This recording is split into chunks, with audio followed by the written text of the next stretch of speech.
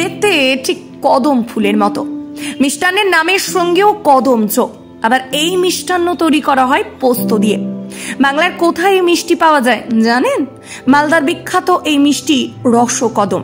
আর 5টা মিষ্টির থেকে এই মিষ্টির স্বাদ সম্পূর্ণ আলাদা, কারণ একটি মিষ্টির মধ্যেই 3 রকম মিষ্টির স্বাদ পাওয়া যায়। রসগোল্লা, ক্ষীর ও চিনি একটির মধ্যেই 3টি মিষ্টির আলাদা আলাদা স্বাদ পাওয়া যায় রসকদমে। তাই তো রসকদমের চাহিদা গোটা দেশ জুড়ে। শুকনো এই মিষ্টি 1 সপ্তাহ রেখে খাওয়া যায়। মালদা জেলা জুড়ে এই মিষ্টি পাওয়া যায়। আকার অনুযায়ী মিষ্টির দাম 10 টাকা থেকে 20 টাকা পিস হিসাবে বিক্রি হচ্ছে বর্তমান বাজারে।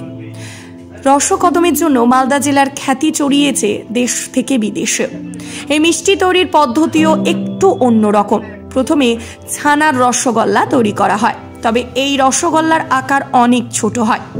একদিন রসে ডুবিয়ে রাখা হয়, তারপর ক্ষীর ও চিনি দিয়ে পাক তৈরি করা হয়। রসগোল্লার উপরে ক্ষীরের মোটা আস্তরণ দিয়ে গোলাকার তৈরি করা হয়, তার উপরে দেওয়া হয় পোস্ত।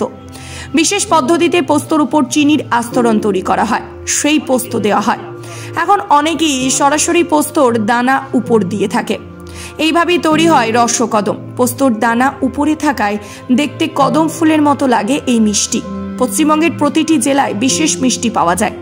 মালদা জেলার রসকদম সেই তালিকায় রয়েছে। রসকদমের জন্যই মিষ্টি প্রেমীদের কাছে বিখ্যাত মালদা জেলা। রসকদম কিভাবে তৈরি করছেন আপনারা? রসকদম আমরা তৈরি করছি, প্রথমে ছোট গুচি বানাচ্ছি। আগে মিষ্টিতে মানে কড়াইয়ে গুচি ফুটিয়ে নিচ্ছি 200, 100, 400 মানে যা যতটুকু করতে হয় অতটাই গুচি করে নিয়ে ওই গুচিটা রেখে দিই, থেকে যায়। তারপর সকালবেলার রস থেকে ছেঁকে উঠাই, মোটা রসে রাখতে হয় গুচিটা। ওটা উঠিয়ে মানে ছেঁকে শুকনো করতে হয়। শুকনো উঠিয়ে রসটা যেন একদম নিংড়ে যায়, রস যাতে না থাকে। তারপরে ওটাকে আমরা ক্ষীর, তারপরে চিনি এক জায়গাতে কড়াইয়ে দিয়ে পাক করি। পাক তৈরি হয়, তাক হিসাবে দেখতে হয় ওটা ঠিকভাবে পাকটা হলো কিনা।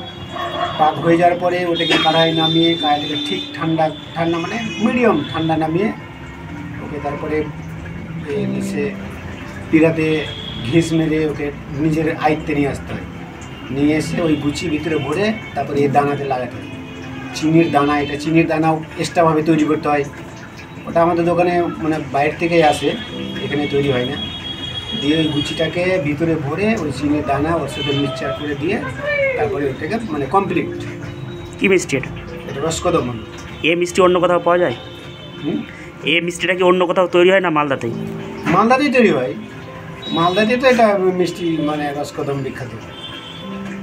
খেতে কেমন? অন্য মিষ্টির থেকে স্বাদ আলাদা? অন্য মিষ্টির স্বাদ মানে বিভিন্ন রকমের মিষ্টি বিভিন্ন রকমের টেস্ট, আলাদা আলাদা টেস্ট হবে যে যেরকম মিষ্টি। এটা তো ভিতরে একটা রসগোল্লা মানে রসের মিষ্টি যাচ্ছে, আর উপরে শুকনো, তারপরে 3 রকম মিষ্টি এটা মানে ফ্যাট হচ্ছে। এটা তো টেস্ট আলাদা হবে। কী নাম আপনার? আমার নাম গৌর দাস। রসকদম মালদাতেই তৈরি হয়। হ্যাঁ, এটার কেমন চাহিদা, কেমন বাড়ছে? চাহিদা খুব ভালো চাহিদা। আর এটাই তো মালদা ফেমাস মিষ্টি, মালদার বিখ্যাত এটাই রসকদম আর কনসার্টটাই মালদা ফেমাস। রসকদম মিষ্টি কত বিক্রি হয় দিনে? কেমন চাহিদা, কোথায় কোথায় যায়? গোটা ওয়ার্ল্ডেই।